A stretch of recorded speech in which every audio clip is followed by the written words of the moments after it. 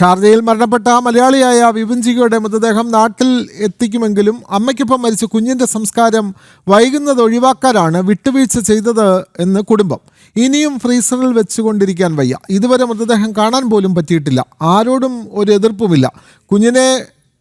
കുഞ്ഞിനെ വെച്ച് മത്സരിച്ച് ഒന്നും നേടാനുമില്ല. അച്ഛൻ്റെ അവകാശങ്ങൾ മാനിക്കുന്നുവെന്നും വിപിൻജികയുടെ കുടുംബം ദുബായിൽ പ്രതികരിച്ചു.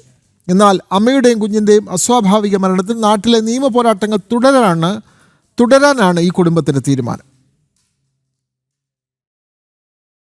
ബോഡി വിട്ട് തരണം, രണ്ടുപേരുടെയും ബോഡി വേണമെന്നുള്ള ആവശ്യം നമ്മൾ പറഞ്ഞു. അതായത് നമുക്ക് ഇങ്ങനെയുള്ളൊരു മരണമാണ്, നമുക്ക് നമ്മുടെ ആചാരപ്രകാരം നാട്ടിൽ കൊണ്ടുപോയിട്ട് ചെയ്തെങ്കിൽ ആത്മാവിന് ശാന്തി കിട്ടുള്ളൂ.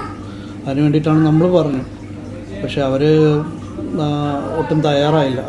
അപ്പം ഇനി ഇതിനെ നമ്മൾ കൗണ്ടർ ചെയ്യാൻ നിൽക്കുകയാണെങ്കിൽ വീണ്ടും ഇത് വൈകും. ഇന്നിപ്പോൾ ബുധനാഴ്ചയായി, നാളെ വ്യാഴാഴ്ച ഇതേപോലെ തന്നെ പോകും. നമ്മൾ തർക്കവും കാര്യങ്ങളായിട്ട് പോകും. വീണ്ടും 3 ദിവസം ഇവിടെ അവധി. അപ്പം നമുക്ക് ഇനിയും ഇതിങ്ങനെ ഇപ്പം നടന്നിട്ട് 9-10 ദിവസമാകും.